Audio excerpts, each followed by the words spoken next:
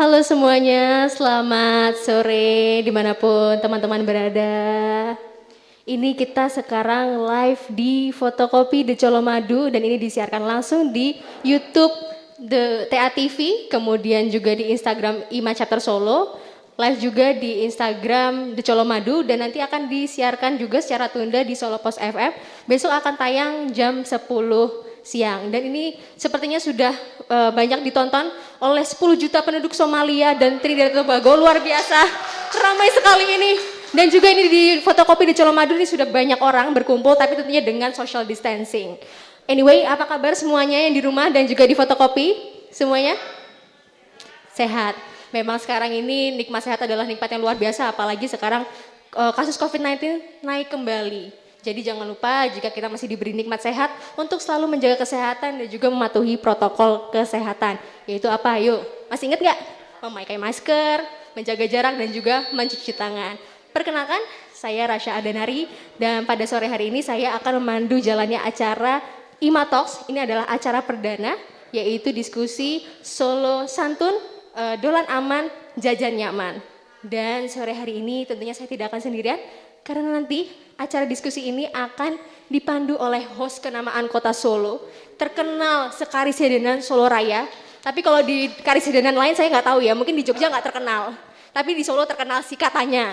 Ini adalah kembarannya vokalis Kerispatih, yaitu tidak lain dan tidak bukan adalah Bapak Suarmin, Semi Simorangkir. Juga hadir dengan kita pada sore hari ini adalah narasumber yang berasal dari praktisi industri dan juga dari akademisi. Luar biasa sore hari ini. Kemudian ini saya sapa dulu sebelum acara kita dimulai. Kita akan menyapa pengurus IMA Chapter Solo yang sudah hadir pada sore hari ini di Fotokopi The Colomadu.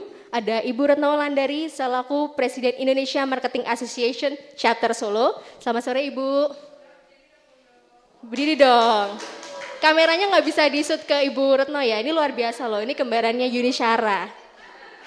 Lalu ada Mbak Nining, lalu juga ada Bapak Rosanto Adi, selamat sore Bapak. Lalu ada Ibu Erna, lalu ada Bapak Suarmin juga selaku pengurus IMA Chapter Solo. Lalu selamat sore juga untuk Bapak Joko Sutrisno, Mbak Mirza, selamat sore juga untuk Bapak Abdullah Usman. Luar biasa ini ramai sekali ya. Tapi memang kita semua patuh dan disiplin protokol saudara-saudara. Jadi ini acaranya buat yang baru bergabung ini live dari YouTube TA TV, kemudian live di Instagram The Colomadu dan juga IMA Chapter Solo dan juga nanti akan disiarkan secara tunda di Solo Post FM besok jam 10 siang. Jadi teman-teman yang ketinggalan pengen ngikutin nih tentang diskusi pada sore hari ini bisa langsung dengerin di Solo Post FM atau mungkin langsung dipantengin di YouTube dan Instagram. Oke, sebelum kita lanjut ke acaranya, alangkah baiknya kita mendengarkan dulu nih sambutan dari Ibu Retno Wulandari selaku Presiden IMA Chapter Solo. Ibu Retno, waktu dan tempat disilakan. Terima kasih Mbak Rasya. Assalamualaikum warahmatullahi wabarakatuh. Salam sehat untuk kita semua. Ini adalah kesempatan pertama kita bertemu setelah puasa, jadi anggap aja ini adalah ajang silaturahmi dan memang sore hari ini kita lakukan secara terbatas dengan protokol kesehatan yang ketat ya. Jadi saya ucapkan terima kasih untuk The Colomadu, Fotokopi dan juga teman-teman dari SAC Media ya yang sudah menyiapkan acara di sore hari ini, kepada TA TV sebagai media partner dan Solo Post FM serta Solo Post yang selalu mengawal seluruh kegiatan IMA. Dan tentu saja tadi sudah disebutkan sedikit tentang acara IMA Talk sore hari ini. Ini adalah edisi perdana kan akan berlangsung secara rutin di hari Rabu Minggu ketiga setiap bulan. Dan ini sudah diinden di beberapa venue.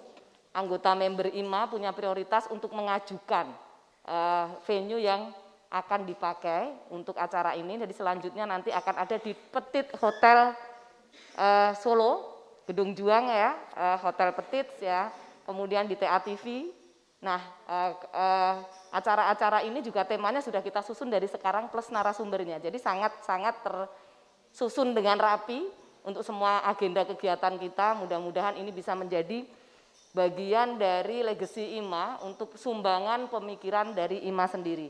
IMA terdiri dari organisasi profesi pemasaran yang mana pilarnya adalah mulai dari government, kemudian ada unsur entrepreneur, ada unsur profesional, ada unsur akademisi, itu dari seluruh member IMA sudah terakomodir dari seluruh yang ada. Maka sore hari ini pembicaranya semua dari IMA. Ini dari IMA, yang hadir juga IMA, jadi dari IMA untuk Solo.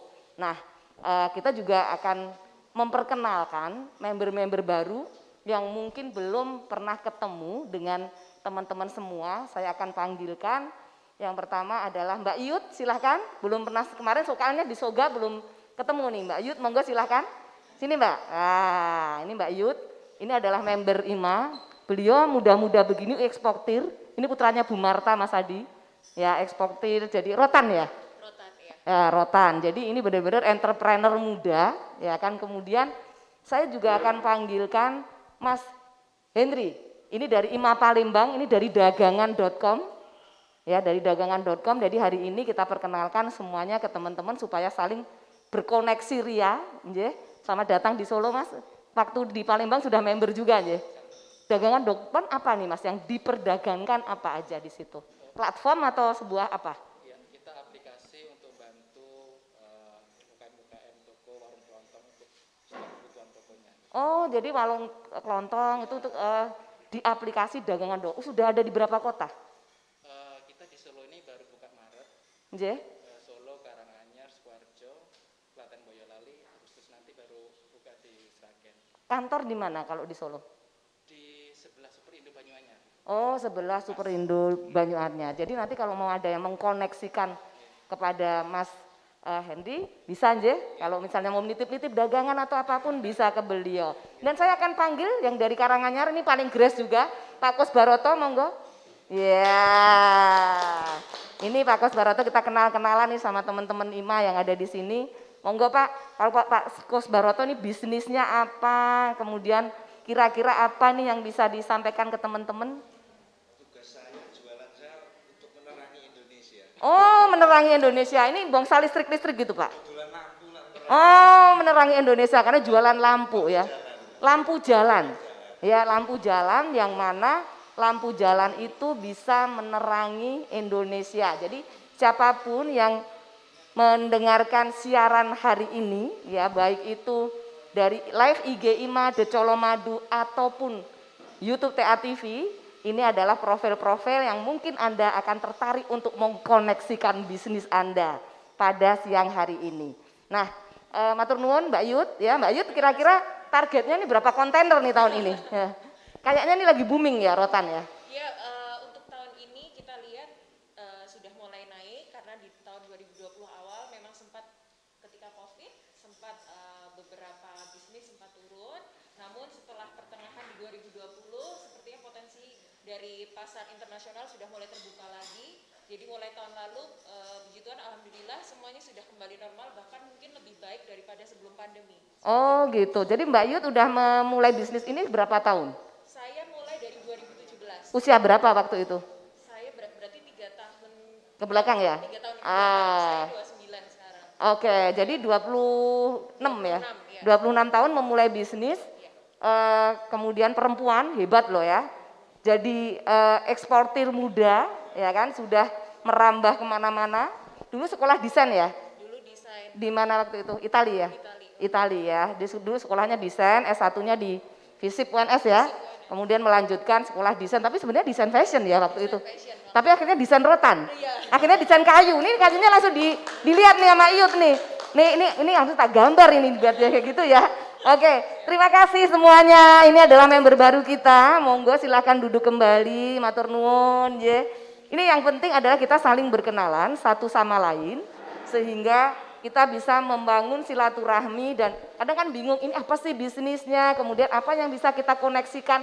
Karena selain sharing session, ajang ini kita juga pakai sebagai ajang networking. Tidak afdol rasanya kalau hari ini kita tidak memanggil tuan rumah yang menjadi acara istilahnya yang mensupport acara hari ini. Saya panggil Mas Rido, silakan Mas Rido. Nah ini iya nanti apa istilahnya kita cerita tentang The Colomadu ya. The Colomadu ini potensi yang luar biasa menurut saya. Ini pandemi ini masih buka atau tidak? Ceritain dong Mas ke semuanya. Terus kemudian apa sih yang bisa dikerjakan di The Colomadu? Terus ini tempat ngopi yang kece ini untuk anak muda kan cocok banget. Kira-kira menu apa yang ada? Silahkan Mas. Ya, monggo.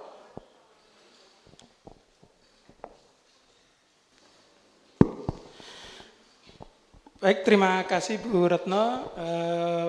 Selamat datang. Assalamualaikum warahmatullahi wabarakatuh. Terima kasih kehadiran Bapak Ibu semua sudah kerso ya berkunjung rawuh di The Colomadu. Saat ini Bapak Ibu berada di yang namanya coffee shop fotokopi.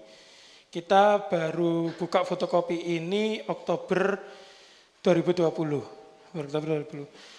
The Colomadu saat ini ya mungkin di tengah juga kondisi pandemi yang juga dirasakan hampir seluruh bidang hospitality kita ya agak lumayan terdampak sangat, agak lumayan sangat. Nah tapi alhamdulillah The Colomadu hingga hari ini masih tetap beroperasional. The Colomadu masih terbuka untuk umum sebagai kawasan wisata ya, bekas pabrik gula. Jadi nanti akan ada banyak cerita tentang sejarah gula di Indonesia. Dan The Colomadu juga saat ini masih menerima berbagai macam event, baik event wedding ataupun event yang lain sesuai dengan standar protokol kesehatan yang ketat. Dan atas dukungan seluruh pihak, alhamdulillah The Colomadu hingga hari ini tetap bisa menemani kita semua warga seluruh rakyat dan Indonesia. Gitu. Ya, terima kasih ya. Jadi kalau punya acara dengan prokes, ini adalah salah satu destinasi yang menarik untuk kota Solo dan juga Solo Raya pastinya ya. Karena turisme itu kan borderless ya Mas ya. Jadi monggo silahkan yang akan explore The Colomadu. Terima kasih Mas untuk penerimaannya hari ini. Tepuk tangan untuk Mas Rido. Dan ada dua media yang menemani kita hari ini yang tentu saja selalu mensupport acara-acara IMA. Saya akan panggilkan Ibu Intan. Monggo Mbak Intan. Dari Solo Post FM dan dari Solo Post. Kita kan sudah sangat sering mendengar kata Solo Post media ternama di kota Solo ya. Nah kira-kira kalau mau pasang iklan sekarang Solo Post itu kabarnya integrated gitu ya Mbak ya. Bisa event, bisa pasang iklan, terus kemudian bisa di radio juga. Mbak Intan bisa diceritain sama teman-teman, monggo. Ya, terima kasih Mbak Retno. Kenalan sekalian. Ya, selamat sore Bapak Ibu semuanya. Senang sekali bisa hadir di sini bersama teman-teman IMA yang luar biasa. Pastinya Solo Post kita sebagai media group yang saat ini ada di Solo tentunya siap untuk bersinergi dengan semuanya dan kita sangat mempunyai banyak media ya Mbak ya, kita konvergensi media. Baik itu cetak, kemudian online, kemudian ada Solo Post FM gitu kan. Kemudian sosial media juga kita kembangkan. Jadi semua konvergensi media itu kita gunakan gitu ya. Apapun bisa ya. Apapun bisa gitu ya, support event bisa, pokoknya palu geda gitu, apa saja ada. Untuk bisa bersinergi dengan teman-teman semuanya. Monggo kita sangat terbuka sekali. Ketika ada sesuatu yang bisa kita sinergikan, kita bantu bersama, kita akan sangat senang sekali. Seperti event sore hari ini, by Solo Post FM. Tepuk tangan dong buat Mbak Intan. Terima kasih. Terima kasih Mbak Intan. Nah perwakilan dari TA TV ada yang rawuh nggak ya hari ini? Kalau tidak ada saya yang menyampaikan terima kasih, monggo yang dari teman-teman TA TV mungkin Mbak Vero belum datang ya kayaknya ya. Nah terima kasih untuk TA TV juga yang sudah menyiarkan secara langsung acara hari ini melalui YouTube TA TV. tentu saja ini satu kontribusi dan sinergi yang luar biasa semuanya di antara member IMA semua. Tadi saya sampaikan dari IMA untuk Solo. Nah, diskusi hari ini kita merespon sesuatu yang lagi viral, tapi kita melihatnya dari perspektif pemasaran sesuai dengan organisasi ini sebagai organisasi profesi pemasar. Nah, kita mungkin sudah baca ya, kalau waktu itu ada satu viral bahwa tamu datang, wisatawan datang tidak puas dengan salah satu istilahnya layanan berupa makanan. Dia merasa ditutup ketika beli makanan. Ya, mungkin viral ya. Kemudian setelah itu ada juga, habis itu ada susulan lagi, parkirnya dikeprok gitu, kalau dalam istilahnya. Jadi ini membuat satu destinasi itu menjadi viral, kemudian tidak nyaman wisatawan yang datang. Nah, berangkat dari situ, IMA akan membangun satu strategi sore hari ini. Strategi apa yang harus disiapkan sih sebuah destinasi untuk bisa menjadi destinasi yang ramah. Ketiga pakar ini dan praktisi akan membahasnya sore hari ini dari kacamata beliau masing-masing dan di-host oleh Mas Warmin ya selaku Direktur Bisnis dan Konten Solo Pos yang beliau juga VP Komunikasi dari IMA Chapter Solo.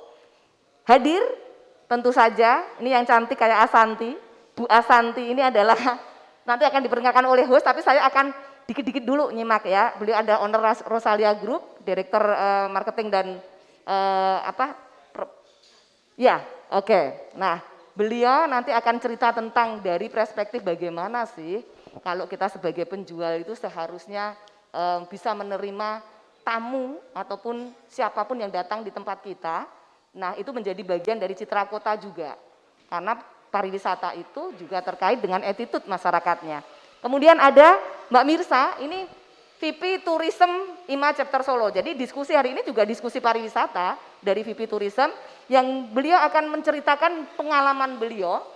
Banyak hal yang bisa digali dari Mbak Mirsa ini untuk bisa menjadi referensi bagi kita semua ya. Dia punya travel agent, Batari Tour and Travel, jalan-jalan ke luar negeri, hobinya itu. Tapi sekarang ini lagi gering-geringan, masalahnya nggak bisa ya.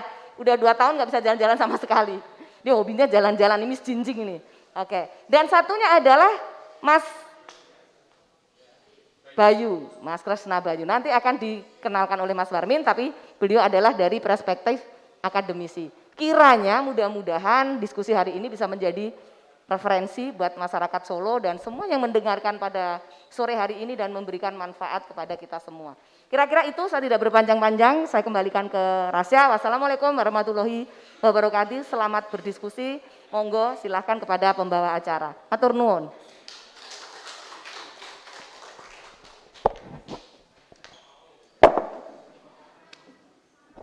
Terima kasih Bu Retno atas sambutan yang luar biasa.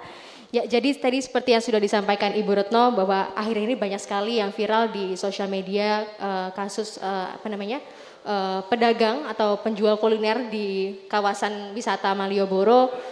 Kalau bahasa di Oxford ya, bahasa itu ngepruk. Dan juga parkirnya juga nutup, seperti tadi sudah disampaikan oleh Ibu Retno. Nah, hal ini tentu saja membuat ketidaknyamanan bagi wisatawan yang berkunjung ke suatu destinasi. Kemudian beberapa hari yang lalu juga Bapak Wali Kota Solo, Gibran Rakabuming Raka atau akrab disapa Mas Gibran, juga telah menegaskan ke pedagang-pedagang kuliner di Solo untuk tidak memainkan harga agar pengunjung maupun wisatawan tidak merasa kapok. Mengingat Kota Solo juga terkenal sebagai salah satu kota kuliner dan juga selama ini Kota Solo dikenal sebagai kota budaya dan diharapkan setelah pemerintah menggenjot vaksinasi kemudian diharapkan juga nanti setelah kasus COVID-19 kembali mereda kita bisa mengharapkan datangnya wisatawan ke Kota Solo. Lantas bagaimana caranya kita mempersiapkan destinasi dalam menyambut wisatawan yang akan datang setelah masa COVID-19 ini selesai. Nah, pada sore hari ini pertanyaan tersebut akan dikupas tuntas oleh Bapak host kita pada hari ini yaitu Bapak Suharmin Mulyadi selaku Direktur Bisnis dan juga Konten Solo Post Group dan nanti kita akan berdiskusi langsung dengan Mas Bayu selaku akademisi dari UNS, kemudian juga hadir Mbak Mirza dan juga Mbak Tika. Monggo untuk waktu dan tempat saya silahkan kepada Bapak Warmin untuk melanjutkan. Terima kasih. Baik, terima kasih. Baik, teman-teman, ini sudah jam 15.46, nanti kita selesai jam berapa? 17? 18? 19? 17? Ya, baik, 17 punjul sidik ya. Sidik wong Jawa ki wis ra mutu lho itu. Ya. Baik, bismillahirrahmanirrahim. Assalamualaikum warahmatullahi wabarakatuh. Selamat sore, salam sehat, salam sejahtera, Om Swastiastu, Namo Buddhaya, salam bahagia untuk kita semua. Tadi sudah diceritakan oleh Mbak Retno banyak sekali, saya tinggal menggarisbawahi. Sore hari ini kita berada di fotokopi. Ini memang harus buka Mas Rido, karena kalau tutup O-nya harus diganti close. Jadi singkatannya foto KCPI, gitu, rada angel gitu ya. Soalnya sudah open. Pokoknya ngono gitu ya. Terima kasih Rasya. Gimana kabarnya Hamis Daud? Rasya tadi mana? Kabarnya lah. Tadi saya di prank siapa? Sami Simorangkir. Orang nganteng aku sidik lah ya. Akhir-akhir ini memang saya agak ngantengan sedikit akhir-akhir ini. Tapi kalau saya malah pengen kita pakai masker terus gitu ya.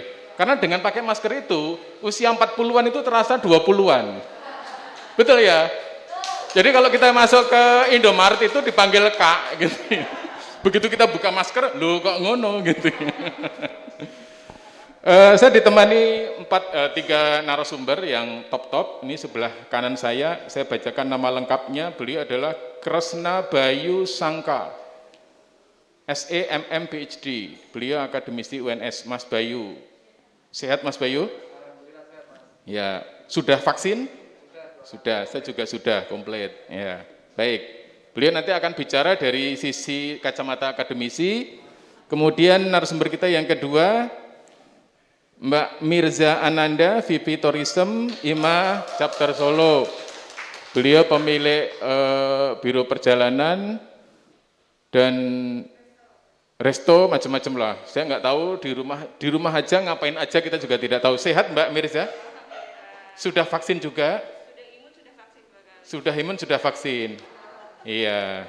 Baik, nanti beliau akan bicara dalam konteks tourism, konteks beliau juga pengelola bisnis, pemilik bisnis, saya kira banyak nanti yang kita bisa dengar.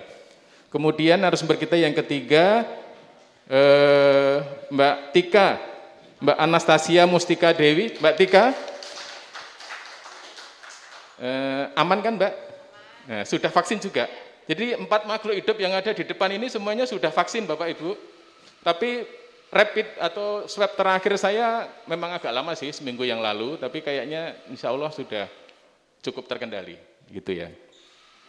Oke, kita akan bicara Solo Santun, dolan aman, jajan nyaman.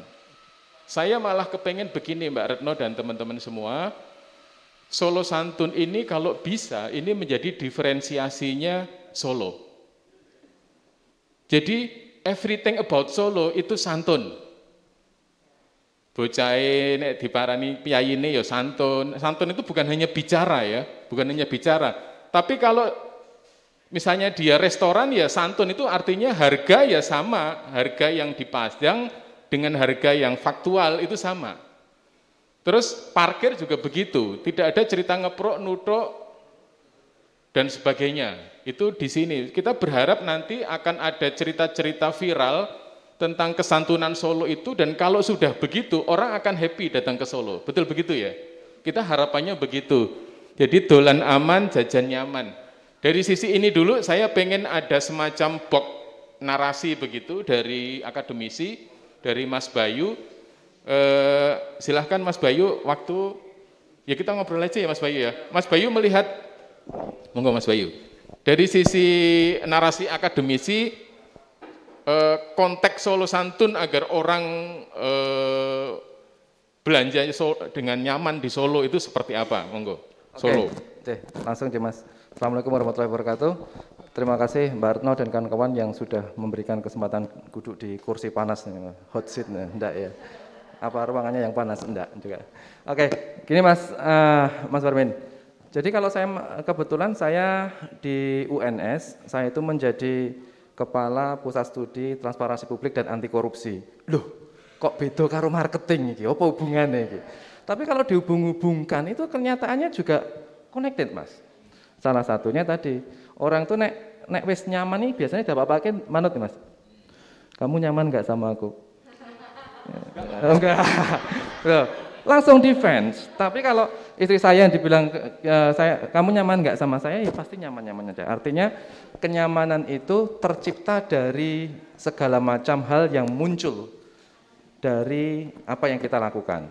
Nah, konteksnya di Solo, saya melihat sesuatu yang menarik, Mas. Yang menarik karena wong Jawa ojo ilang Jawane itu santun juga. Tetapi lebih fair kalau di ranah marketing yang membuat kita menjadi nyaman itu adalah transparansi. Transparansi, kira-kira jenengan seneng transparansi, Mas? Seneng ya? Seneng. Kalau Mbak Mirza seneng? Jadi ya transparansi. Transparansi itu adalah menceritakan segala macam sesuatu yang terkait dengan bisnis kita, terkait dengan produk kita, terkait dengan apapun yang menyangkut dengan produk kita dengan jelas.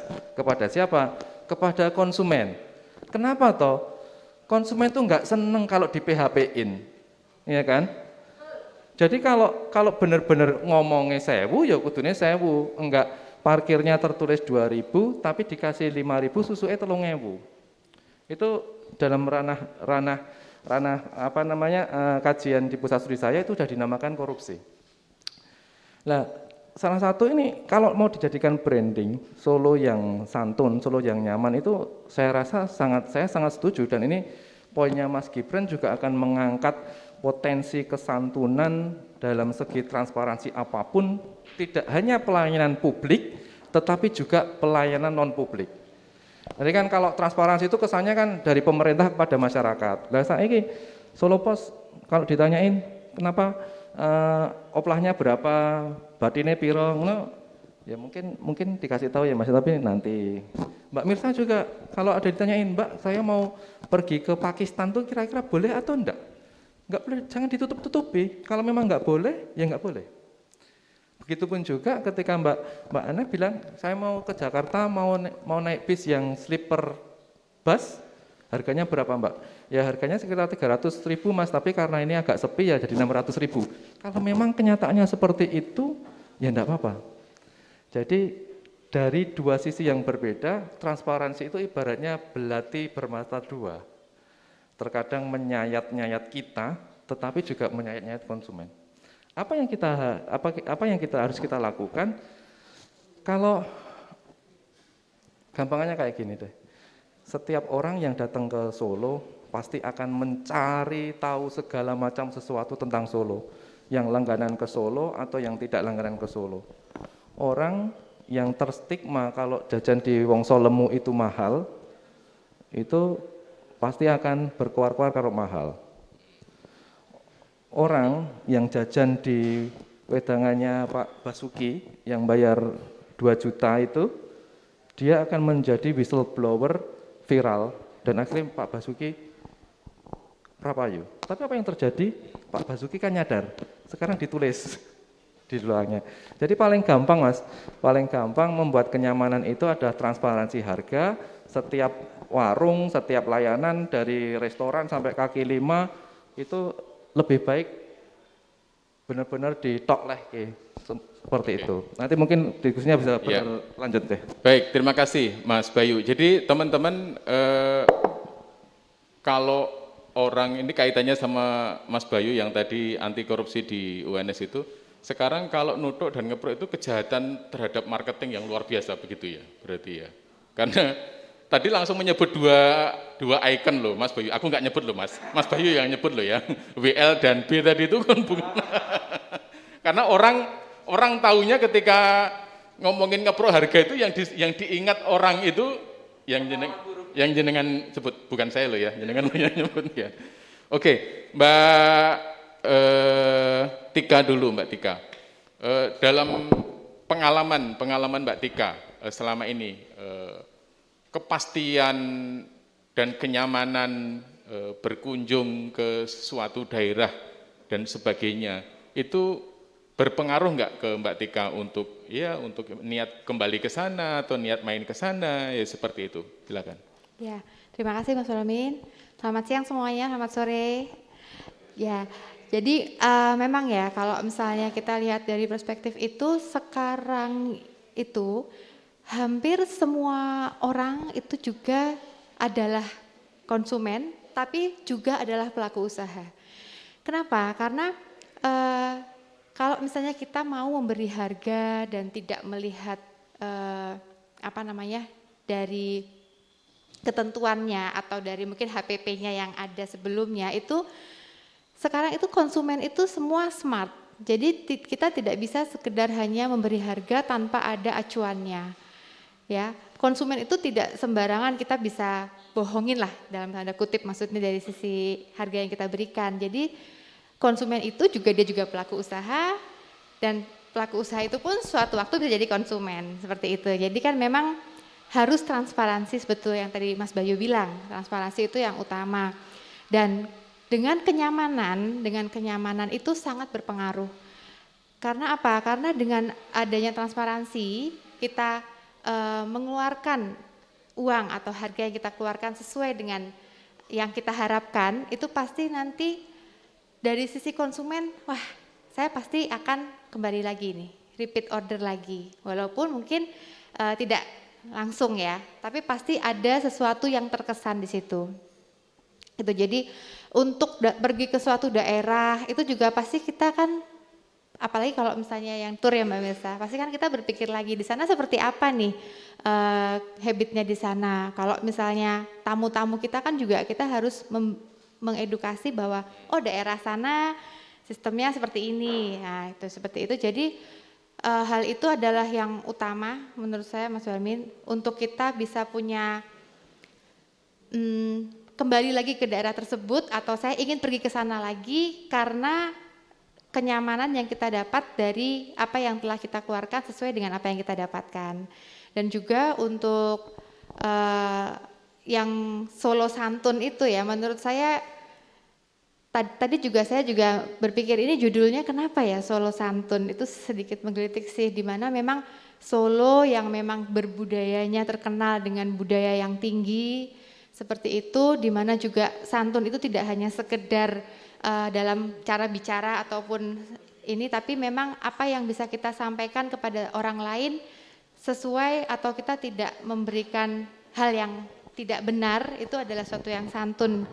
Jadi untuk Solo memang kalau kita mau angkat ini Solo itu adalah budaya kita yang harus kita kembangkan, seperti itu. Ya. Mbak Tika kan juga mengelola bisnis ya, ada Rosalia Indah, ada kafe juga. Nah, peran atau fungsi kenyamanan yang diberikan untuk pelanggan sehingga mereka juga happy untuk memakai produk dan layanan dari yang dikelola Mbak Tika seperti apa? Arahan untuk kepada tim atau kawan-kawan seperti apa? Ya, jadi saya cerita Rosalia sedikit dulu ya. Kalau kafe sih cuma sampingan Mas Warmin, tapi kalau utamanya di Rosalia. Jadi untuk Rosalia memang tidak hanya bis Rosalia Indah, sekarang memang ada rumah makan Padang sederhana, ada juga Rose in Resto yang berhubungan dengan kuliner, lalu juga ada bisnis unit Rose in Laundry, ada Rosalia Indah Tour and Travel juga. Kita memang banyak, dan itu dari semua yang saya dapat pelajari adalah servis yang kita berikan ataupun harga yang kita jual ke customer itu tidak sekali putus, tapi adalah repeat order yang berkesinambungan. Jadi seperti bis aja itu ternyata yang kita lihat customernya itu adalah pelanggan.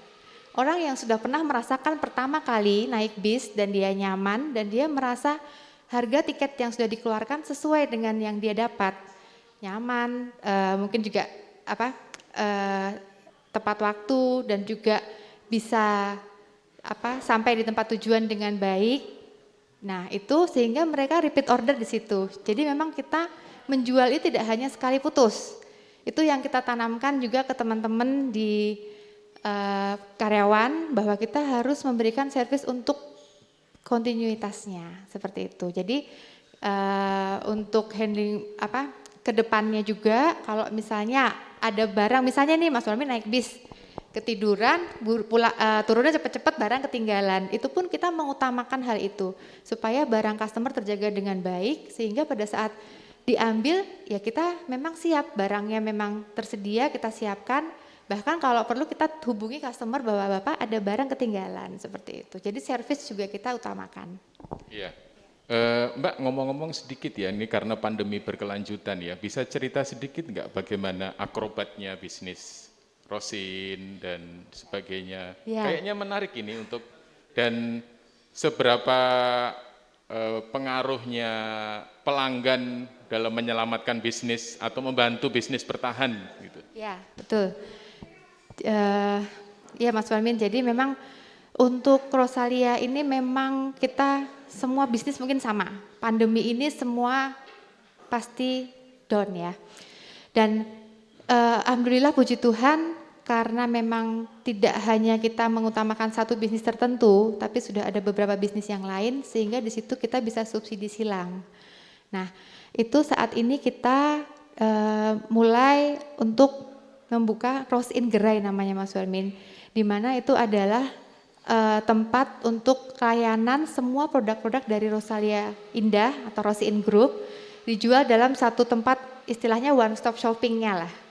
Jadi melalui Rosin Gerai itu, misalnya saya mau beli tiket bis, itu bisa. Saya mau kirim paket dari Rosalia Express, itu bisa dilayani di Rosin Gerai. Itu bentuknya apa? Website atau? Iya, bentuknya kita ada kantor cabangnya seperti Gerai, di daerahnya Solo Raya yang kita tekankan. Karena kan memang kalau kantor Rosalia kebanyakan di pinggir ya, karena kan bis. Jadi untuk merambah untuk Solo Raya, dan nanti ada IG-nya, sosmednya seperti itu, tapi nanti kita memang pakainya tetap WA, pesanannya via online bisa. Ya. Jadi buka toko, kemudian di dalam kota, dan itu melayani semua layanan dari Rosin Group. Ya. Oke, sudah jalan itu ya? Sudah jalan, alhamdulillah. Itu kalau nggak ada pandemi, jangan-jangan belum terpikir itu ya? Iya. Iya, betul ya. Jadi dari pandemi justru kita malah punya ide seperti itu, memang punya ide khusus untuk, karena kan kalau misalnya kita saya mau kirim barang nih, oh iya kantornya di mana? Oh di Palur, padahal orangnya di Solo. Aduh kok jauh banget ya, pasti gitu kan. Jadi kalau dengan lewat Gerai semua bisa terlayani. Oke, Mbak, saya kembali ke fokus kita kaitannya sama Solo Santun dan nyaman dan sebagainya. Itu kan ketika misalnya saya makan di rumah makannya Rosin Group ya, dan saya merasa nyaman di situ. Next saya kan juga bisa bawa kerabat saya, keluarga saya, teman kolega saya, seperti itu. Dan itu terjadi ya di restoran grupnya Rosalia Indah ya? Iya, betul sekali Mas Wamen. Jadi untuk apalagi khusus yang kuliner, kita kan memang ada Sederhana Padang juga yang di sebelah Solo Square, itu di Solo Raya. Nah itu juga memang kita sangat mengedepankan untuk prokesnya juga, karena kan mungkin di Solo rumah makan Padang sederhana cuma satu itu, sedangkan peminatnya cukup lumayan banyak lah ya.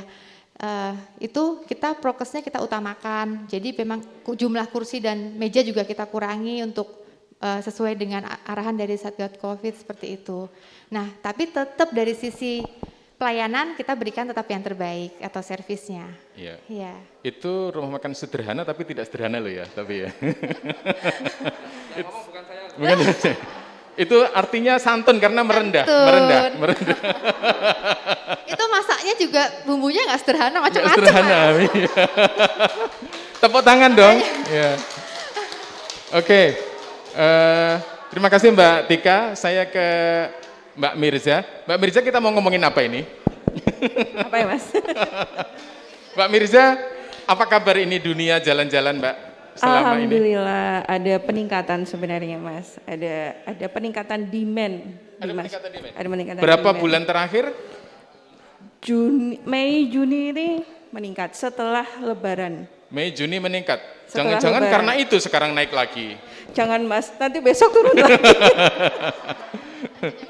Jangan ya, jangan ya. Oke, berarti Mei Juni ini mulai meningkat ya? Meningkat. Bisnis mulai meningkat. Nanti teman-teman saya minta sharingnya Mei Juni ini apakah ada kabar meningkat dari bisnisnya teman-teman lakukan, karena kalau kita bicara mitigasi bisnis, wah itu bahasanya keren ya.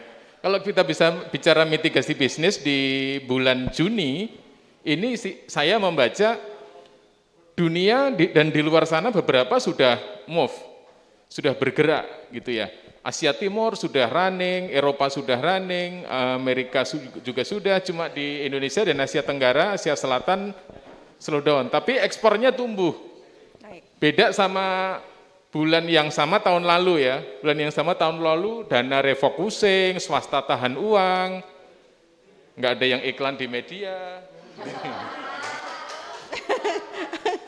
Sampai-sampai Solo Pos juga ikut-ikutan Mbak Tika bikin ayam panggang gitu ya.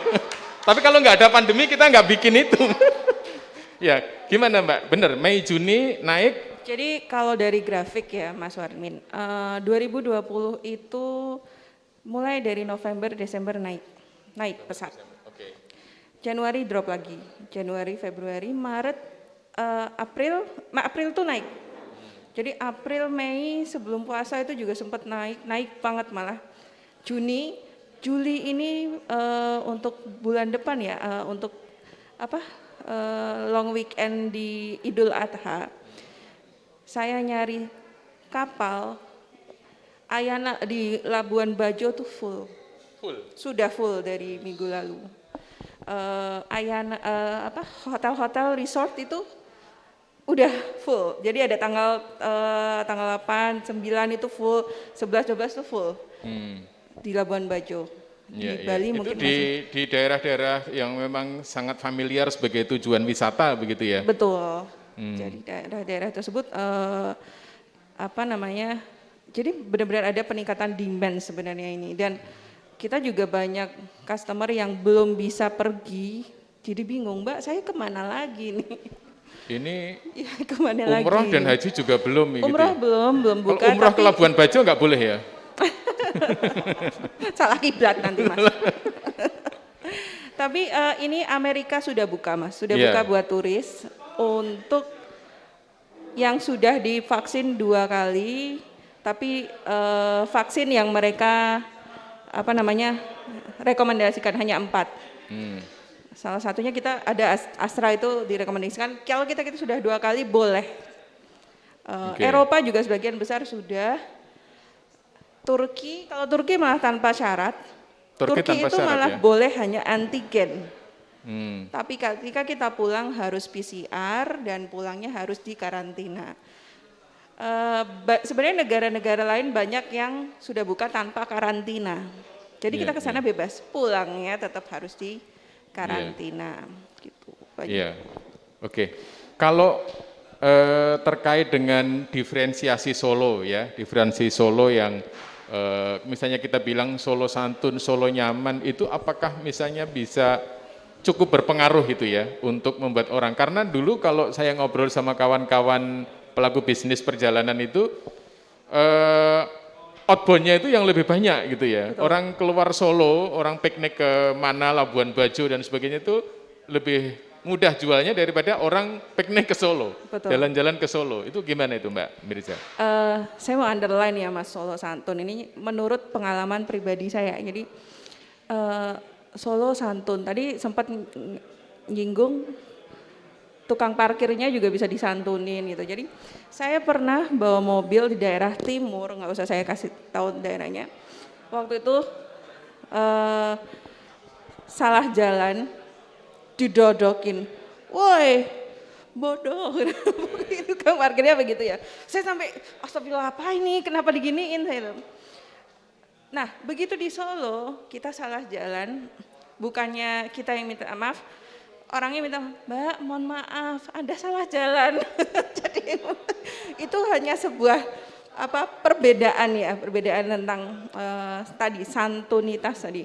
Jadi memang kalau untuk diferensiasi kita nanti ke depan, santun dikedepankan itu memang cocok sekali. Cocok sekali ya. Solo santun, Solo nyaman. Nah, untuk Solo nyaman tadi kita kembali yang Mas Bayu juga tadi sempatkan transparansi ya. Transparansi ini juga sedikit hal yang penting. Contohnya juga saya sering menemukan hal-hal seperti itu.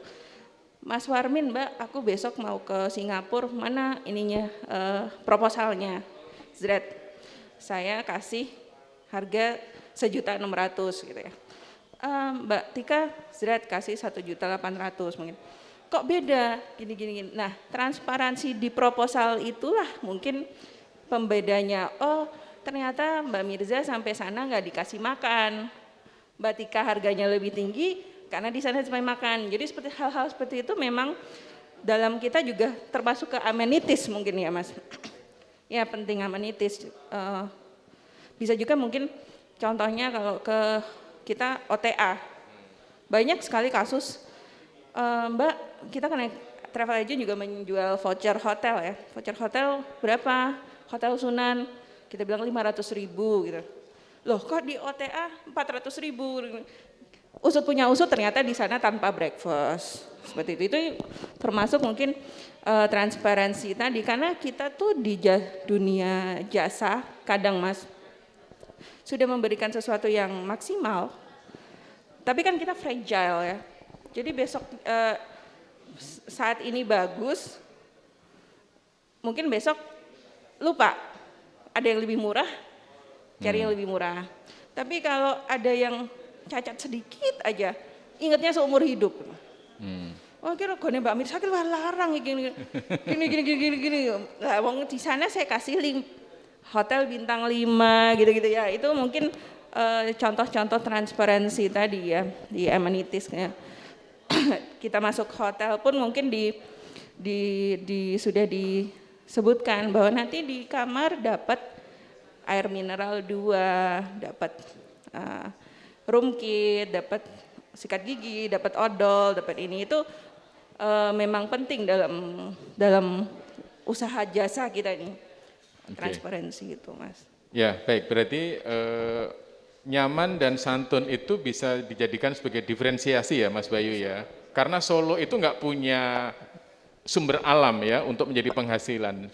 Jadi Solo itu adalah kota dagang, kota kuliner. Kalau dilengkapi dengan perilaku santun dan kemudian pengunjung nyaman itu sesuatu. Mbak Tika setuju dengan itu ya Mbak? Ya. Mas Bayu mau menambahkan Mas Bayu?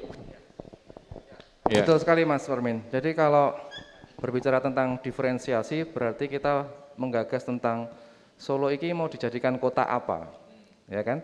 Tadi dari undangannya IMA udah jelas Solo kota santun.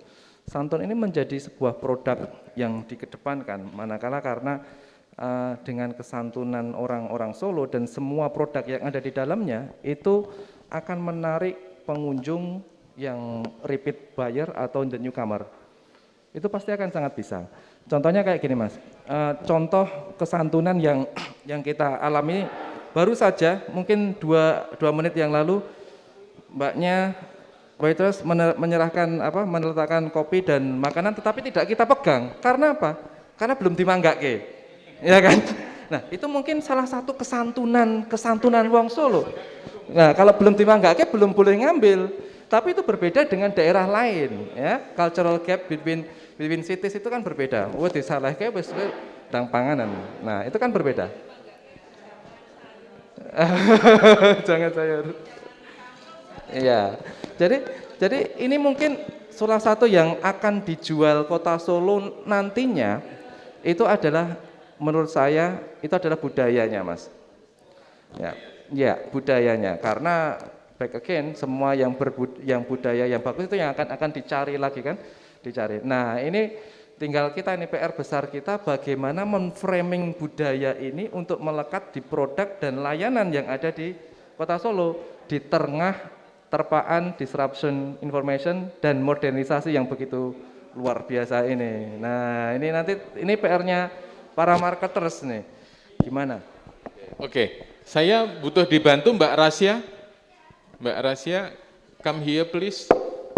Jadi mungkin Mbak Rasya bisa tanya ke kawan-kawan, ke pengunjung, kira-kira tingkat kesantunan dari pengelola-pengelola bisnis, terutama kuliner di Kota Solo ini, sudah mereka punya kesadaran untuk mengundang repeat buyer atau sekedar sekali datang mereka, kalau luar kota, pengunjung luar kota langsung diunggah ke regane atau gimana gitu, mungkin bisa ditanyakan ke Saya tanyakan ke audiens ya. Bisa ditanyakan ke Coba teman-teman mungkin. yang Bisa hadir. langsung dengan Mbak Clara dari Colomadu. Iya. Ya, selaku ini juga pengelola di Colomadu mungkin bisa menjelaskan juga ya. Iya, silakan, Ya, silakan. silakan.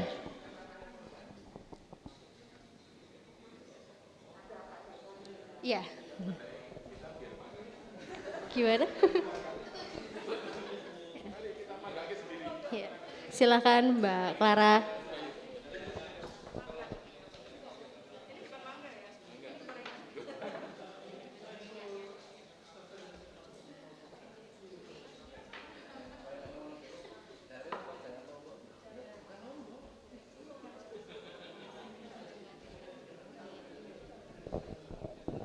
Oke, baik Bapak Ibu semua yang ada di sini.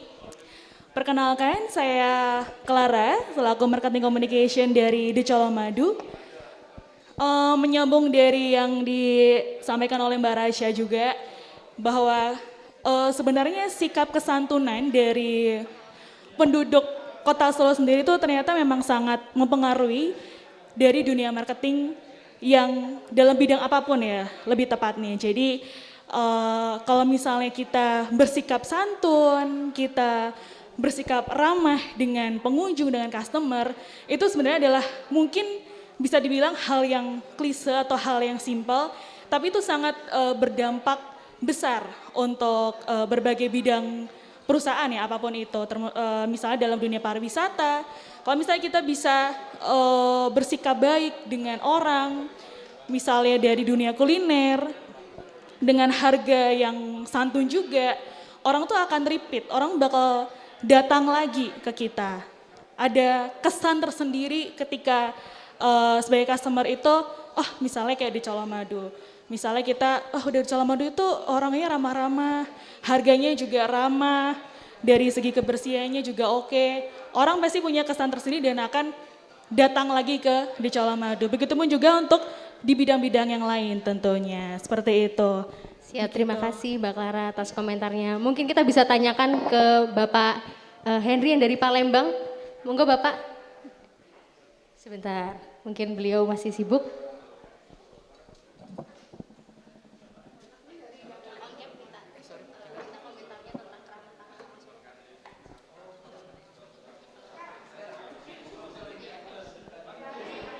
Iya, ini saya sambil muter juga. Monggo Bapak supaya bisa on cam juga bisa, supaya teman-teman di rumah bisa melihat Bapak. Nah ini Bapak sebagai orang yang bukan dari Solo ya, komentar Bapak bagaimana sih terhadap orang-orang Solo yang ramah dan santun, apakah itu membuat kesan tersendiri dan sehingga Bapak jadi ingin kembali ke Solo? Monggo Bapak. Oke, saya kebetulan kemarin itu driver kami itu mengalami musibah, jadi kecelakaan. Truk kita itu nabrak dengan motor di jalan raya gitu. Nah, ketika saya datang ke TKP, saya tuh heran. Kalau pengalaman saya di Sumatera, kalau orang udah kecelakaan itu emosi. Tapi ketika saya ketemu keluarga korban, itu sama sekali tidak. Jadi tetap ramah, tetap bisa masalahnya itu bisa diselesaikan secara kekeluargaan. Ini sesuatu yang belum pernah saya temui di pengalaman saya udah di Lampung, saya pernah di Palembang, pernah di Surabaya. Tapi baru sekali ini saya ketemu yang benar-benar baru kemarin kejadian kok, wih, orang Solo kok ramah-ramah banget ya gitu. Padahal udah kecelakaan lumayan parah sampai tulang kakinya itu patah, tapi keluarganya itu tetap adem gitu. Jadi ini saya langsung cerita ke teman-teman saya di Lampung, di Palembang, di Solo gini-gini gitu. Dan ya istimewanya di Solo seperti itu. Saya ketemu Kan customer kita kan toko-toko, warung-warung gitu. Mereka tuh ya ramah-ramah gitu. Dari toko kelontong, dari yang di kota, di desa, ya mereka welcome banget dengan kita. Sekarang kita baru beroperasi dari Maret itu kita sudah punya 300 lebih user. Dan itu sesuatu yang kalau misalnya buka di kota lain, misalnya di Lampung, Sumatera itu nggak secepat ini. Jadi kita sangat senang sekali bisa buka operasional di Solo, warganya ya ramah-ramah, santun-santun dan sebagainya. Pengalaman saya seperti itu. Terima kasih. Baik, terima kasih Bapak atas komentarnya. Hari ini saya pengen dengar juga komentar dari Pak Joko selaku pegiat pariwisata juga. Monggo Bapak, saya persilahkan. On cam dulu Pak supaya bisa dilihat oleh teman-teman yang live streaming dimanapun mereka berada. Oke, terima kasih teman-teman sekalian. Memang luar biasa orang Solo itu tentang yang diandalkan kerahmatamannya, hospitality-nya. Dan itu syarat mutlak untuk usaha terutama wisata Mbak ya. Jadi dalam hal ini ujung tombaknya ada di pelayanan kita. Pelayanan dari semua stakeholder yang ada di usaha ini. Jika kita bandingkan ya dengan Perancis pun, kalau hotel itu malah ramah orang Indonesia Mbak ya. Kalau kita tahu di Eropa itu juga kurang begitu helpful ya, tapi kalau orang Indonesia itu luar biasa. Di sisi destinasi wisata orangnya ramah-ramah, hotelnya juga orang ramah-ramah, semuanya menyelami dengan hati ya. Betul ikhlas gitu ya, sehingga bahkan terkenalnya orang Jawa itu orang Solo kan rendah hati gitu ya. Itulah modal utama yang harus kita kembangkan di dalam mengembangkan kemajuan kota Solo. Saya kira itu Mbak. Ya, terima kasih Bapak Joko. Terima kasih. Kalau untuk saya pribadi ya, karena saya dulu besar di Jakarta dan saya setelah pindah Solo ini saya membawa teman-teman saya dari Jakarta ke Solo karena sebelumnya mereka belum pernah, biasanya ke Jogja. Dan mereka semua terenyuh karena kerahmataman orang Solo. Jadi akhirnya mereka kembali lagi. Beberapa kali teman saya sampai 2 kali, 3 kali. Karena sesimpel ketika mereka mau bayar parkir, kalau di Jakarta itu orang-orangnya biasanya nerima uangnya aja tanpa bilang terima kasih. Di sini bilang terima kasih dan dikasih kembalian. Sesimpel itu. Iya, ditambah doa. Wah, teman saya luar biasa terenyuh. Luar biasa orang-orang Solo ini baik sekali gitu. Wah, gue mau baik lagi nih. Akhirnya kembali lagi. Nah, mungkin dari Pak Baroto mungkin juga mau memberikan komentar tentang kerahmataman orang Solo yang luar biasa yang akhirnya menyentuh hati orang banyak supaya bisa kembali lagi ke kota Solo. Monggo Bapak. Baik, matur nuwun. Santun sangat penting, tetapi kalau boleh saya sampaikan, sekarang santun tok gak cukup, Pak. Transparan tadi penting. Transparan itu seperti apa sih? Parkir kita nggak hanya bicara sekarang, nggak hanya bicara Jogja. Saat ada acara hall, itu udah rame loh media. Bis ditutup 1.000 itu rame kan. Kenapa baru sekarang? Imarat telat, tapi nggak apa-apa. Lebih baik terlambat daripada tidak. Nah, transparansinya seperti apa? Teknologi salah satunya kalau kita bicara parkir. Teknologi. Yang kedua, saya menyoroti kenapa santun saja tidak cukup. Tadi Mbak Rasya sampaikan, ini untuk menghadapi nanti pasca pandemi. Kapan Mbak rampungnya? Ya kita optimis aja ya Pak, 2 tahun lagi mungkin 3 tahun lagi. Nah itu yang masalah, traveling nggak jalan, resto nggak jalan, rosin nggak jalan kan. Sehingga bagaimana santun kita bawa untuk membawa bisnis kita masing-masing di saat seperti ini. Bagaimana kita beride, ini yang saya bilang, contoh nih hotel ya, hotel semua syaratnya CHSE. Ini saya nyorot dari si marketing ya. Nah ketika semua sama CHSE, kenapa saya harus pilih hotelnya Pak Joko, kenapa harus pilih hotel B, hotel C, sama kok semua CHSE. Wah ini pelanggan sepi, kita turunin semua turunin, jalan tidak, kagak. Nggak ada uniqueness yang dijual, sehingga santun nomor 1. Yang kedua, keunikan apa secara marketing harus dijual. Contoh, kita mau masuk sini di Termogan, ada yang berani jamin yang masuk sini nggak terpapar? Nggak ada kan? Sehingga harus, kalau zaman seperti ini, wisata murah, saya bilang totally wrong, salah. Wisata harus mahal karena komplit paketnya. Oh, mau masuk hotel harus di screening dulu yang valid secara medis, bukan hanya termogan. Gitu. Masuk resto mahal nggak apa-apa, tetapi ada fitur tambahnya. Masuk ke sini udah pasti bebas karena di Jinus misalnya, di antigen misalnya. Naik bis Rosin, ini keren loh bis Rosin, mahal dikit tapi aman. Masuk di Jinus dulu, Jinus yang paling murah ya. Saya nggak sebut apa namanya, itu salah satu contohnya. Sehingga apa? CHSE ataupun syarat-syarat itu jangan hanya dijadikan untuk menggagalkan persyaratan. Contoh nih, saya ke Bali. Ke Bali 2 tes. Pertama tes mau berangkat. Ada tempat tes, tetapi kita panik luar biasa. Korbannya Mbak Nining. Saya tes mau berangkat ke Bali bareng, tes Jinus di satu tempat. Saya berlima kan, Pak, 4 negatif. Yang 1 positif. Loh lah, bingung aku, kaget ya. Petugasnya ndredeg sampai, meskipun hasilnya salah gitu. Artinya apa? Mitigasinya harus benar. 1, ini yang saya bilang enggak totally clear sampai dengan endingnya seperti apa sih. Yang kedua, ketika mau balik dari Bali, muter cari tes, cari yang murah dong, Jinus. Ada di dekat pelabuhan. Apa yang terjadi? Tempatnya ruang kecil, pengap, dan berkerumun. Artinya apa? Persyaratan hanya untuk menggagalkan kewajiban. Ini yang salah gitu. Secara marketing harus unik. Masuk ini mahal dikit kayak tadi kan. Tiketnya mahal dikit tapi dapat apa? Oh, ini sudah dites, masuk sini hanya mahal dikit. Nah, bagaimana cara mendapatkannya? Enggak bisa nih, eranya beda, waktunya beda, dodolannya podo, enggak bisa. Harus beda. Contoh kalau bicara hotel, customer base pasti ada dong. Siapa yang biasa nginep lama? Ngapain kalau ke Solo? Nah, ini kita personal, pendekatannya personal. Bapak, ini ada paket, kalau nginep di sini dapat paketnya ke sana, ke sana, ke sana. Jangan khawatir tentang kesehatan. Kita jamin 100% free COVID. Contoh seperti itu. Ini dari si marketing ya. Saya kira itu, Bapak, Ibu, mudah-mudahan ini menambah kasanah bagaimana santun menjadi basic, kemudian bagaimana itu bisa diimplementasi dan menjadi pertumbuhan bisnis di tengah masa yang belum pasti. Matur nuwun. Baik, matur nuwun Pak Baroto, luar biasa sekali komentarnya.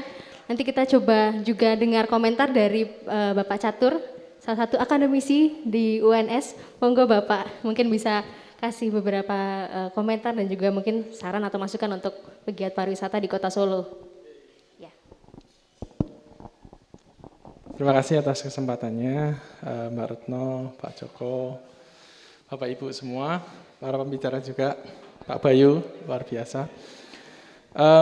Kalau bicara soal santun, ya, memang dari aspek pemasaran, mungkin saya dari sisi akademisi, dari sisi aspek konseptual memang itu banyak dikaji, ya, banyak dikaji dan memiliki aspek atau pengaruh yang sangat besar pada niat untuk membeli dan seterusnya. Dan itu kajian sudah banyak sekali. Santun dalam pengertian misalkan pelayanan prima gitu ya. Nah, itu sudah dipraktekkan. Bapak Ibu lebih paham dan sudah mempraktekkan berapa lama. Tapi dari sisi pelayanan publik, ya mungkin saya akan membandingkan dengan di negara lain ya, misalkan di Perancis gitu ya. Di Perancis itu kalau kita tanya, ya pertama kali misalkan saya menginjakan kaki di sana pada saat studi, tanya, Pak, tempat asrama mahasiswa itu di mana? Itu orang nuntun saya ibaratnya, itu sampai jalan sekitar setengah kilo untuk menunjukkan. Mereka tahu bahwa saya itu orang asing yang nggak paham lokasi. Itu sampai seperti itu. Kemudian beberapa budaya yang saya lihat Jawani. Misalkan setiap turun dari bis, itu mereka selalu bilang, oh wah, gitu ya. Masuk bis, bonjour, meskipun si sopir nggak dengar, tetapi selalu diucapkan. Dan itu ditanamkan sejak dini. sejak TK, anak saya kebetulan juga TK sampai SD kelas 2 di sana, itu diajari dan itu tertanam betul. Budaya santun di sana, di Perancis itu ternyata lebih Jawani daripada Jawa sendiri. Dan kita sudah hilang di sini. Nah ini mungkin melalui IMA ya dan organisasi lain, mungkin campaign tentang santun ini bisa jadi menjadi vital. Jadi ini bisa menjadi campaign menarik, Mas Rido, Bu Retno itu nanti bisa campaign ini menjadi salah satu brandingnya wisata Solo misalkan. Nah, tetapi upaya branding itu tidak hanya dari sisi perkataan saja, tapi kita bisa masuk ke dalam, mungkin Pak Bayu lebih paham karena beliau bergerak di bidang Solo Bersimponi misalkan. Ada gotong royong, kemudian apa Pak Bayu? Nah, yang santun ada di dalamnya dan itu sudah masuk ke pendidikan. Dan saya harapkan itu bisa secara komprehensif masuk, kemudian itu menghegemoni menjadi sebuah sikap ya dari warga yang kemudian berimpact pada wisata. Ya, harapannya itu tidak hanya wisata sih sebenarnya dan aspek lainnya. Mungkin dari saya cukup. Terima kasih. Terima kasih luar biasa sekali Pak Catur. Mungkin untuk diskusi lebih lanjut saya serahkan kembali kepada Pak Suwarmin. Baik, terima kasih Mbak Rasya. Bapak dan Ibu, tadi Pak Catur menyampaikan di Perancis itu lebih Jawani daripada orang Jawa, begitu ya.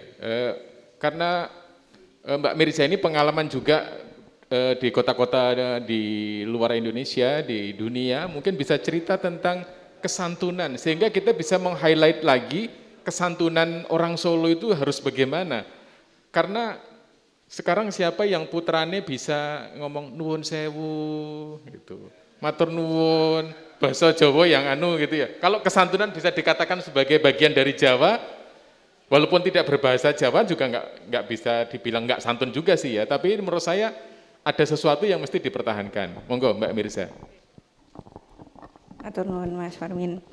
Jadi selama kurang lebih 13 tahun berada di dunia wisata ini, alhamdulillah hampir semua benua sudah dijajaki untuk bekerja ya, membawa tamu.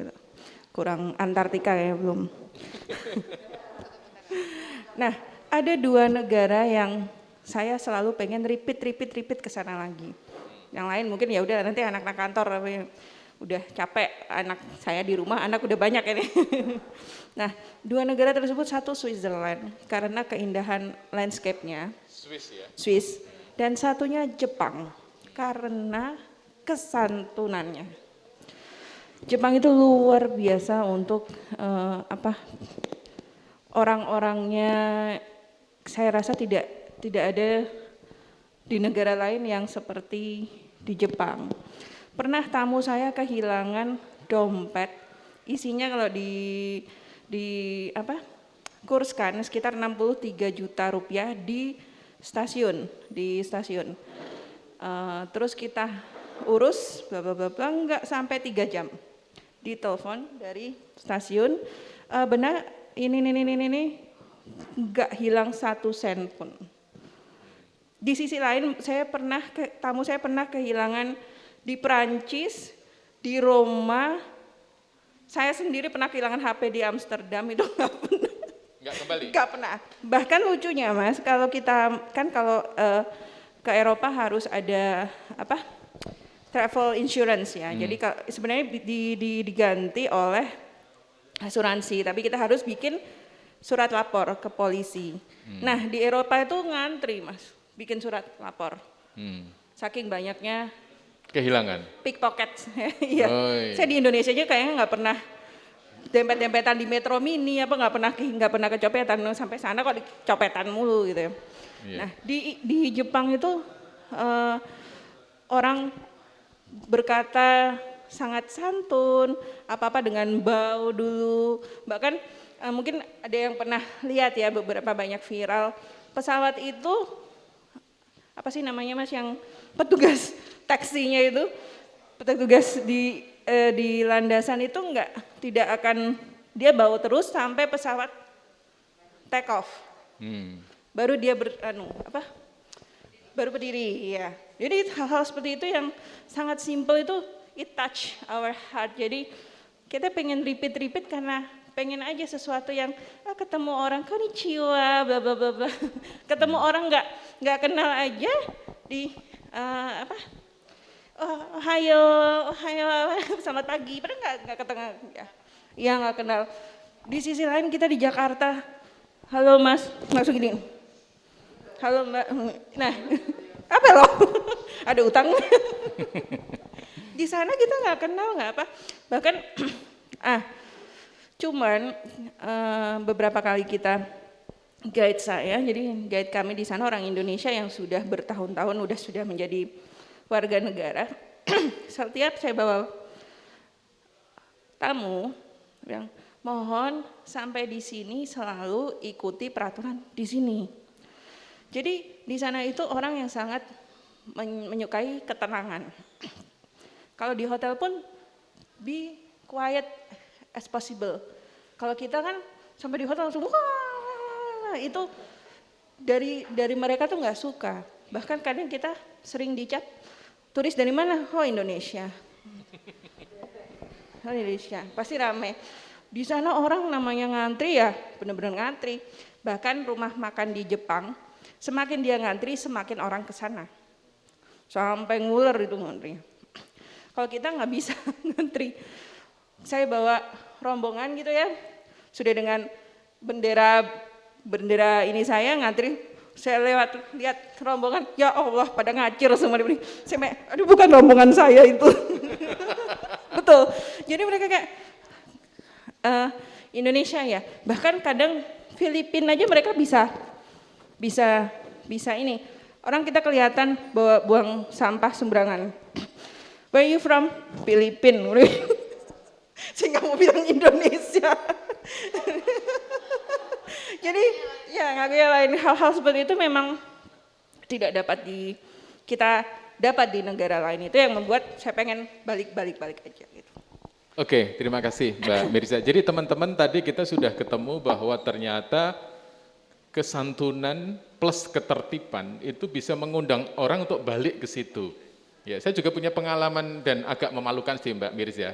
Waktu pernah waktu ke Jepang juga waktu itu. Dan itu akhirnya saya ingat terus sampai sekarang, kalau orang Indonesia kalau di hotel itu kan biasanya makan pagi atau makan malam di hotel itu kan bawa sandal hotel gitu ya. Kalau di Jepang kan harus pakai sepatu. Saya sudah sampai di depan restoran itu mau makan, saya diminta untuk pakai sepatu. Jadi saya ketok banget desone gitu ya. Jadi itu sesuatu yang karena biasanya dimanapun di Jakarta pun atau di kota-kota besar bahkan di Singapura pun nggak apa-apa pakai sandal hotel itu nggak apa-apa kita ke restoran itu, tapi di Jepang no. Dan tertib itu tadi ya di Jepang. Walaupun saya pernah ngomong sama kawan saya yang orang Jepang, dia yaitu orang per orang ya. Orang Jepang itu bahagia sekali dia di Indonesia karena semua orang Indonesia itu bisa tertawa dengan dia kenal tidak kenal, katanya begitu. Jadi guyang-guyu. Kenapa orang Jepang budaya bacanya tinggi? Kalau dia di kereta, dia akan baca. Dia akan baca buku, baca koran gitu. Di sana koran masih sangat bertahan karena budaya bacanya tinggi. Tapi di Indonesia ngobrol sesamanya, takon, golek kenalan, saya golek opo kayak gitu ya, gitu ya. Jadi di kereta situasinya seperti itu. Baik, kita sudah punya fokus satu tadi kesantunan, ketertiban. Tapi tadi Pak Baroto bilang ada transparansi itu harus ada semacam follow up supaya ada nanti secara musiman itu haul nanti akan ada ini lagi. Nah mungkin dengan e-parking atau smart city atau yang lain-lain itu mungkin bisa lebih terkondisikan gitu ya. Mungkin Mas Bayu mungkin silakan Mas Bayu. Bagaimana cita-cita kita menjadikan Solo Santun ini termanifestasi dalam bentuk satu konsep, satu sistem sehingga orang mau tidak mau ya seperti itu gitu. Silakan Mas. Oke, sangat menarik kalau berbicara antara ini tadi layanan yang santun, yang bagus, yang transparan dalam sebuah konteks sebuah satu apa namanya, anggap aja itu aplikasi gitu. Mungkin saya mau bertanya dulu, dari Bapak Ibu yang ada di sini, ada yang sudah mendownload Solo Destination? Ada berapa? 1, 2, 3. Oke, that's the problem. Bahkan kita sendiri pun tidak tahu bahwa Solo mempunyai aplikasi yang terintegrasi dalam Solo Destination. Mungkin Bapak Ibu bisa search di Google Play Store atau di iPhone Store, itu cari itu aja, ternyata di dalamnya sudah komplit. Permasalahannya adalah sama seperti yang Pak Baroto tadi. Ini kayak semacam sah-sahan gitu nggih. Sah-sahan, tidak ada, bahkan yang perlu disayangkan adalah data updatingnya itu lemot. Kalau kita lihat di sini, vaksin halal macam-macam, event terkininya tanggal 11 April 2021 terbaru. Dan ini sudah Juni, sudah hampir habis, seakan-akan Kota Solo tidak ada event. Nah, ini mungkin membuat PR bagi kita semua, kami yang di poin akademisi, teman-teman yang ada di praktisi, untuk bagaimana ngapik sistem itu supaya Smart City Award-nya yang jatuh tahun 2017 kalau tidak salah, itu bisa diraih lagi. Ini sebenarnya memudahkan hidup kita. Mas Ridho punya pengalaman banget ini dengan gapuranya Google untuk injek, update UI, UX, bla bla bla bla, blar, semuanya muncul semua. Jadi sepertinya kalau the real problem should be solved with the real solution, itu tidak hanya menjadi gamang, ngaten nggih Pak Baroto nggih. Haul yang menciptakan klaster Haul. Kalau di tempat saya itu ada klaster baru namanya klaster Akikoh, Bapak. Klaster Akikoh karena yang pemangku gawenya itu mengadakan akikoh cucunya dan akhirnya memaparkan 50 suspek lain di daerah Purbayan. Tahu sendiri. Nah, jadi seperti itu. Dan mungkin salah satunya ini bisa diintegrasikan dengan fitur terbarunya Mas Gibran, lapor Mas Wali. Itu kan gampang banget sebenarnya. Tinggal dicentelke di Solo Destinasi, klik kalau ada sesuatu yang tidak pas, tinggal dilaporkan. Mas Gibran akan, ya saya kira Mas Gibran karena model kepemimpinannya yang sangat sangat spontan dan dia benar-benar mewakili milenial. I feel you kayak gitu loh. I feel you. Kemarin yang terbaru ada makam dirusak aja Mas. Makam dirusak, kalau tidak ada laporan Mas Gibran tidak akan turun. Karena dengan laporan itu mesti dia akan turun.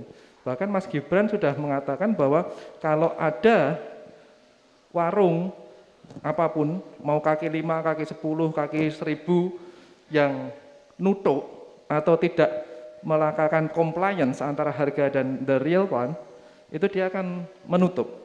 Menutupnya gimana? Ya itu prosedurnya Mas dari pemerintah. Jadi menurut saya Mas, ini bisa banget tadi mengintegrasikan karena sebenarnya Kota Solo sudah punya platform dan mungkin nanti mensinergikan kesantunan ala Solo sebagai salah satu diferensiasi yang menjadi daya tarik orang untuk datang ke Solo. Itu Mas. Iya, baik.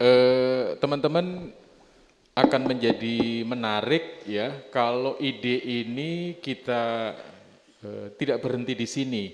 Karena kalau kita bicara tentang komitmen Solo santun, Solo tertib, Solo transparan dan sebagainya itu harus punya will yang kuat.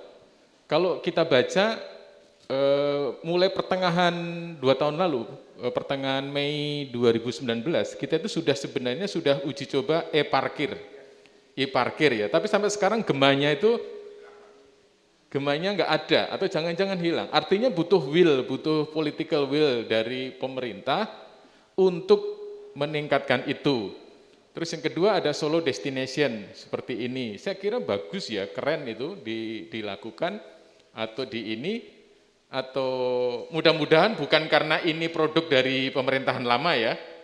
Dan ini saya kira menarik juga untuk dimaksimalkan sehingga daerah, restoran, tempat usaha yang mempunyai standar santun dan nyaman itu bisa dipromosikan di situ.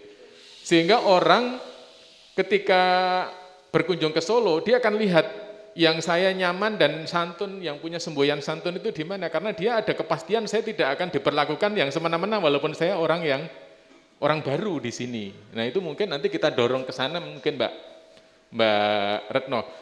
Mbak Retno, saya butuh komentar sedikit dong dari tadi ngobrol-ngobrol ini kayaknya perlu satu langkah lebih konkret ya untuk mendorong kesantunan itu dalam sebuah sistem.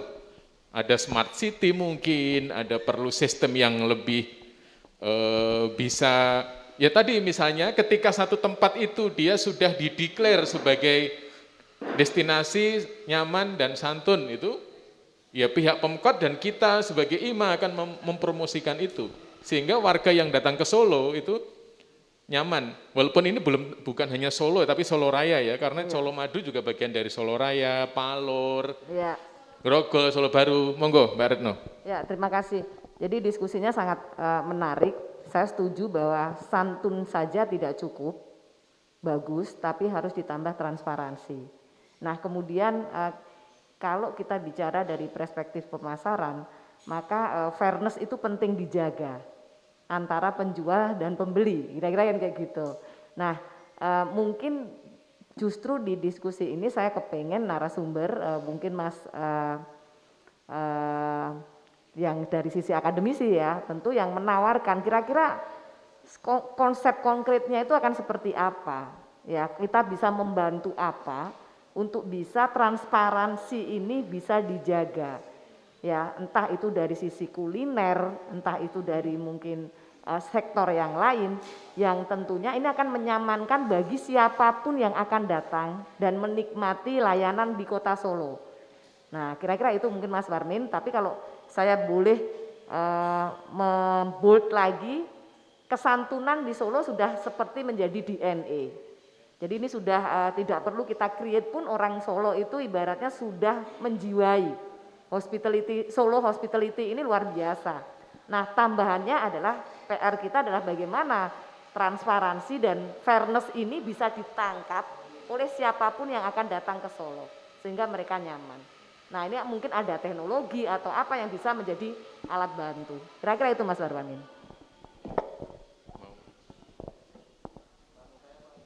Coba Mas Bayu, fairness dan transparansi. Ya, jadi mungkin kita semua sepakat bahwa kita tidak pernah terlepas dari gadget ya. Jadi gadget, bahkan kemarin itu ada pengumuman kan, ayo pakai masker atau kalau enggak 14 hari HP-mu dipegang istri ya. Bahkan kita HP-nya dipegang istri aja sangat takut. Apa yang bisa kita gunakan dengan gadget ini? Salah satunya adalah untuk mendapatkan informasi.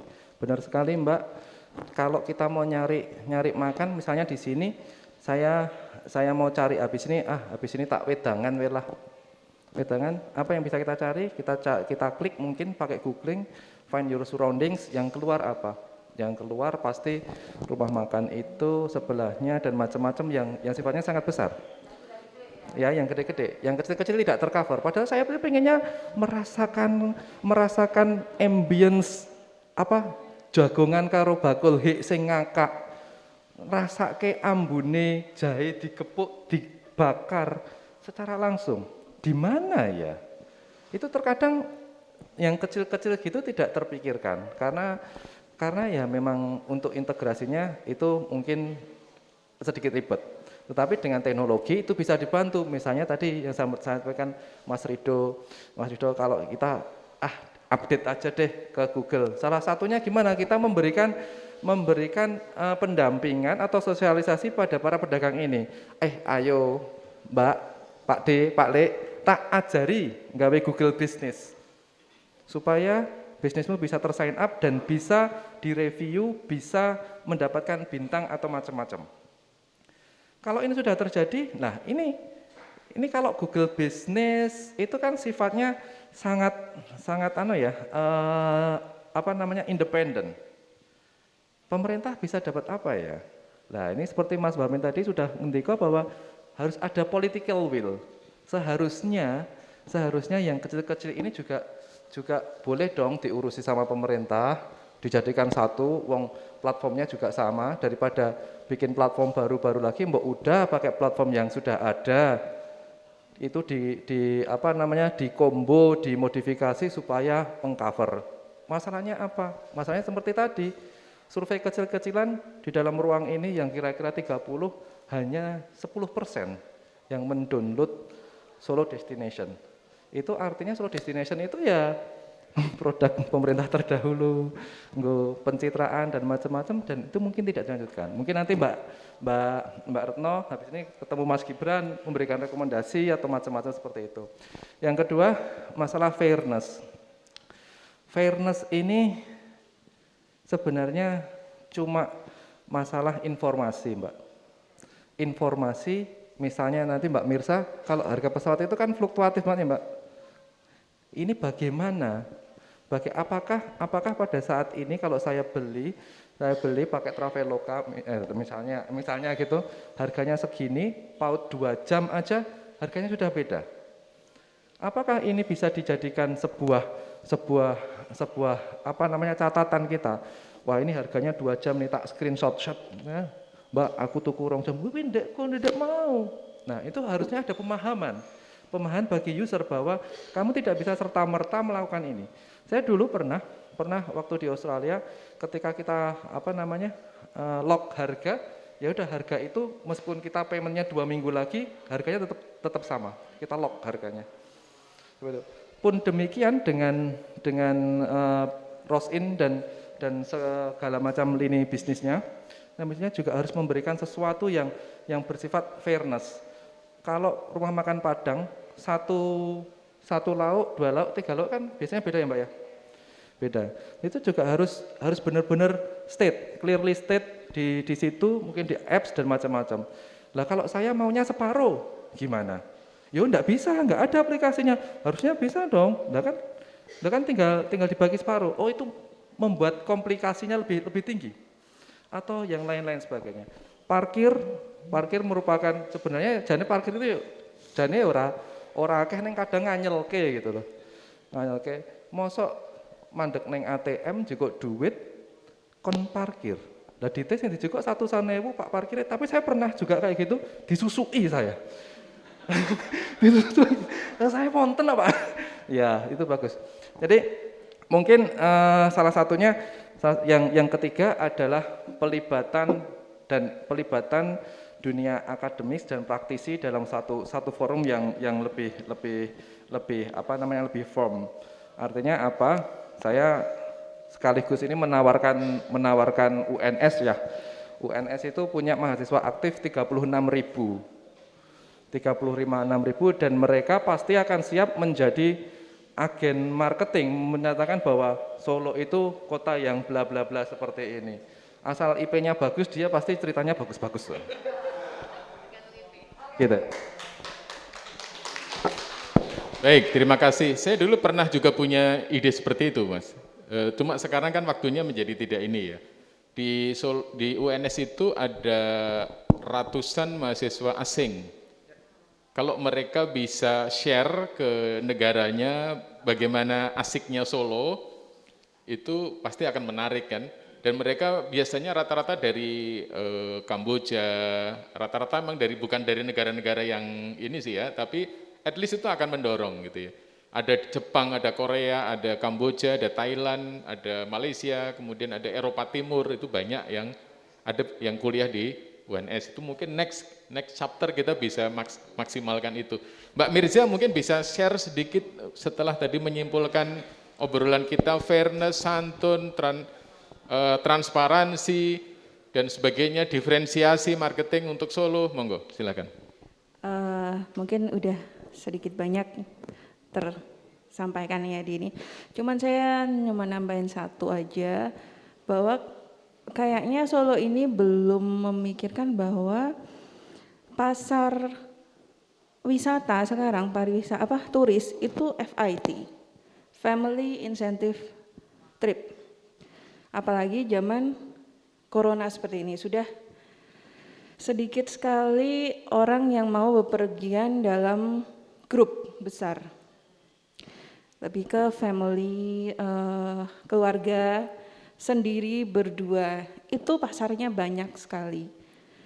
Dan mereka, tadi kembali Mas Bayu, sekarang travel agent tuh sudah di HP kok, ya. Mau ngapain tuh sudah bisa tinggal di HP. Jadi sebenarnya banyak orang yang pergi karena sekarang juga udah nggak bisa keluar negeri seperti dahulu. Jadi saya bingung mau kemana. Tak, wah Solo aja. Orang tiba di Solo, transparansinya, amenitiesnya, signage-nya untuk market tersebut itu kurang. Artinya apa Mas? Signage nggak ada. Begitu kita turun di Solo, iki golek apa ya? Saya pun kita orang Solo nyari rute BST kadang bingung. Ya, bingung. Saya mau ke tempatnya Pak Joko, Waduk Cengklek ini saka airport numpak apa ya? Bingung. Adanya langsung jadi online Grab atau ojol ya. Tapi coba kita ke negara-negara yang sudah berkembang, yang mereka udah berpikir market saya itu FIT. Signage-nya dan tuh sangat contohnya saya dari Pasar Kliwon mau ke Keraton. Itu kalau terintegrated dengan bagus aplikasi tinggal masukin saya di sini mau ke sini, naik apa nih, jam berapa nih. Nah itu seperti itu sebenarnya di sisi saya travel agent saya nggak suka. Artinya saya dilewatin orang ke Solo nggak nelfon saya. Tapi begitulah perkembangan apa yang bisa saya cari celah di situ kan. Nah ini kayaknya banyak belum saya berpikiran bahwa saya orang yang suka tiba-tiba di mana di sendirian tapi saya berbekal HP aja gitu.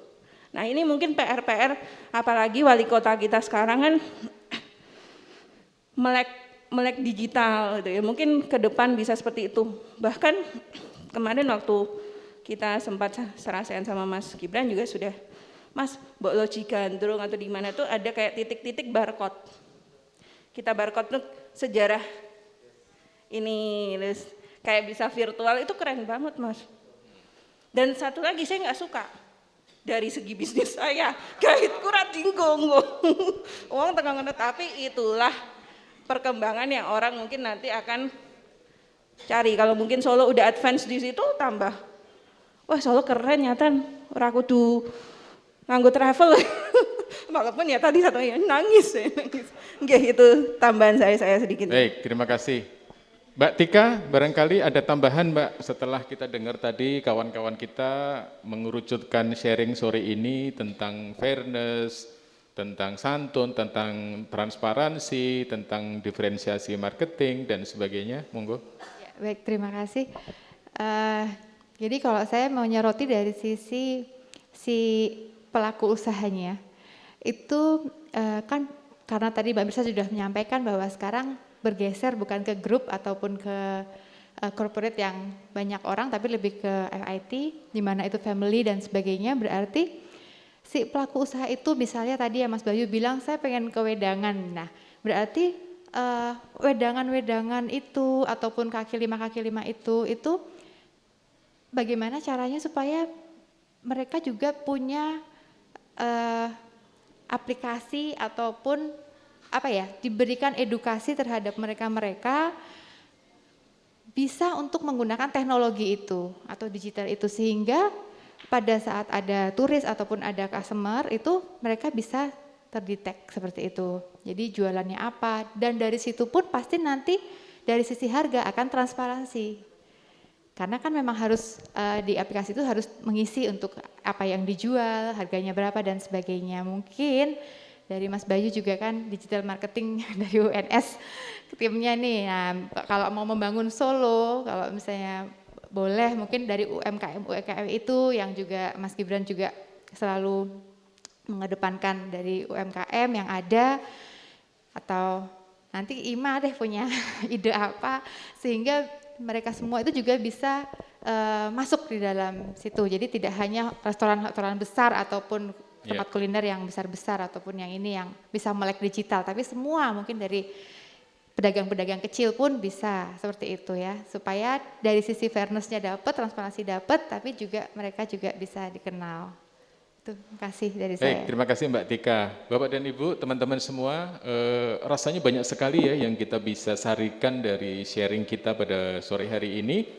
Dan kita kalau mau beri rekomendasi, sore ini kita sudah dapat banyak ya Mbak Retno ya. Nanti kita pengen ini tidak berhenti di sini. Imatok sesi pertama aja udah keren sekali. Tepuk tangan dong untuk kita semua. Kita pengen ada sesuatu yang nanti kita lakukan setelah kita ngobrol-ngobrol di sini. Saya jadi juga kepikiran dengan tim saya di Solo Post karena kami punya pembaca Solo Connection itu di mana-mana. Jadi mungkin nanti kita bisa campaign, nanti kalau Ima mau membikinkan kampanye kita bisa share juga di solopost.com Mbak. Seperti apa narasinya saya nderek supaya orang datang ke kita kemudian cerita tentang asiknya dan indahnya Solo dan mereka bisa mendatangkan, apalagi kalau tadi sekarang ada marketnya family, individual dan grup kecil gitu ya, itu yang kayaknya belum digarap ya Mbak, belum ya sama digarap sebagai market belum ya. Ini apa ini yang bisa kita lakukan? Saya kira banyak hal gitu ya. Baik teman-teman, demikian diskusi kita pada sore hari ini. Saya selaku moderator, terima kasih atas perhatian teman-teman. Mohon maaf kalau ada yang kurang berkenan. Sekali lagi tepuk tangan untuk kita semua. Matur nuwun, mohon maaf. Bila taufiq wal hidayah. Assalamualaikum warahmatullahi wabarakatuh. Terima kasih Bapak Warmin selaku host dan juga moderator pada sore hari ini.